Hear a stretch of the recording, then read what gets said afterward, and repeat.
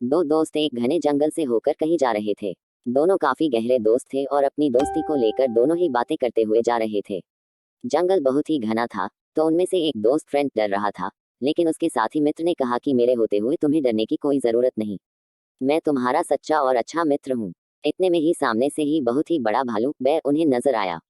जो दोस्त कह रहा था कि मैं अच्छा मित्र हूँ, वो भालू को देखते ही भाग खड़ा हुआ। दूसरा मित्र कहता रहा कि मुझे छोड़कर मत भागो, लेकिन वो भागते हुए एक पेड़ पर चढ़ गया। ये देख उसका मित्र और भी डर गया, क्योंकि वो पेड़ पर चढ़ना नहीं जानता था।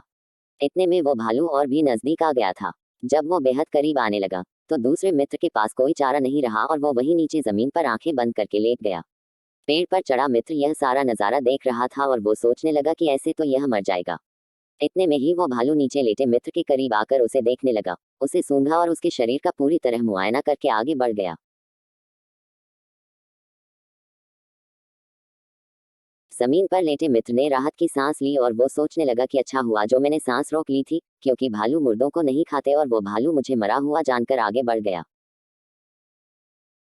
पेड़ पर चढ़ा मित्र बहुत हैरान था। भालू के जाने के बाद वो नीचे उतरा और उसने अपने मित्र से पूछा कि आखिर उसने क्या किया था और वो भालू उसके कान में क्या कह रहा था।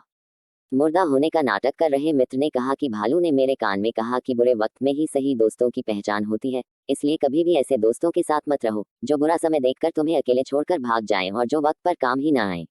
दूसरे मित्र को समझते देर न लगी और फिर दोनों आगे बढ़ गए। सीख।